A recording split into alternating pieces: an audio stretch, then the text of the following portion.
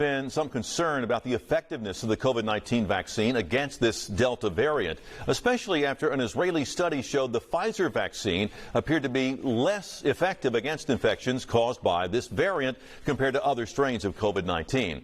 During his weekly briefing, infectious disease expert Dr. Steve Threlkeld from Baptist Health gave us his take on the study and the recent rise of the Delta variant. These studies, not a lot of them are not yet published and fully peer reviewed. So a lot of those differences will come out under further sort of scrutiny and discussion. But I think some of the vast differences in the outcomes of these studies, some have to do with the studies not really looking at apples and apples. For example, the Israeli study was the most striking in its pessimism of the effectiveness of the, I guess is the Pfizer vaccine that we're really talking about, because that was the lion's share of the vaccinations done in Israel. There are very high vaccination numbers there, as people know. They did an incredible job up front of vaccinating their citizens.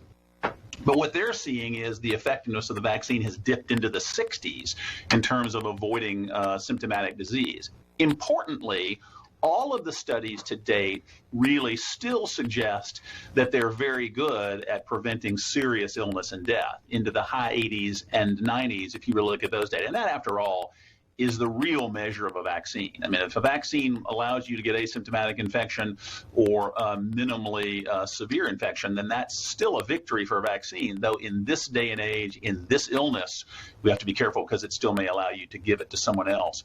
But if you look at the Israel study that was the most pessimistic about preventing disease in general, you have to realize how they screen people. In Israel, unlike what we do here and in a lot of other places, if somebody is around someone with COVID-19, they screen everyone around that person, symptomatic or not, and vaccinated or not. And so what they are likely to see is more cases that are asymptomatic, vaccinated people that wouldn't have been as clinically important as what we might see in the United States. So that could account for the reason that the Israeli study was the most pessimistic and showed the most cases after vaccinations.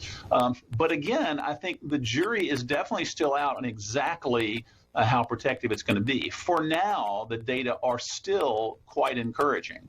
It still seems in every study, including the Israeli study, to do a very good job of protecting us against severe illness and death.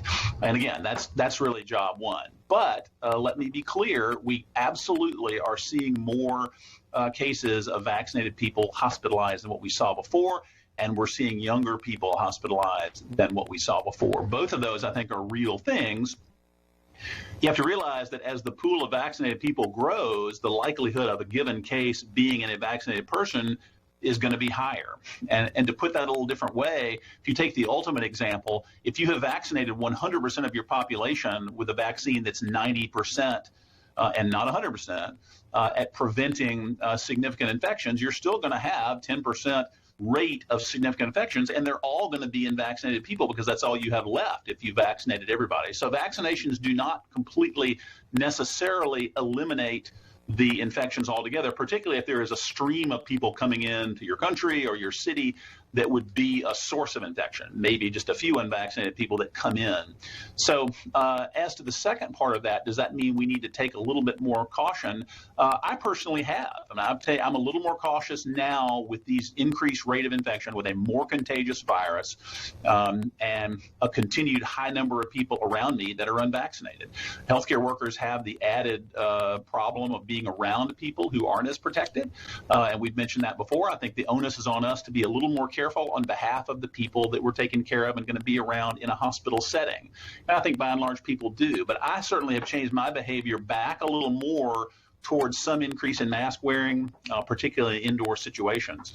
But I think it's something, we saw, healthcare workers are now, it seems, going to be mandated to be vaccinated in France, for example.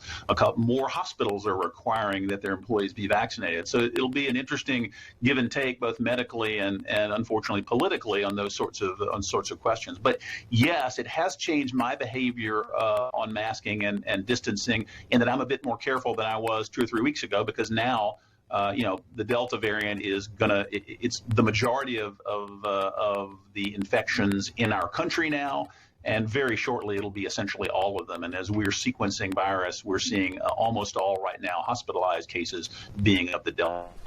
So that's Dr. Threlkeld's take on the Delta variant. Now, he also touched on several other topics, including the upcoming school year. According to multiple studies, schools last year had much less transmission of the coronavirus than other overall communities. However, Dr. Threlkeld says that schools should still take precautions when the school year starts.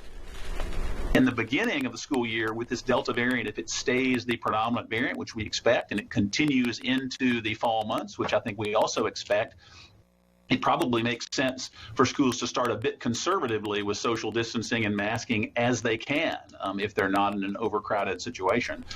Dr. Threlkeld says pushing for eligible children to get vaccinated is also very important.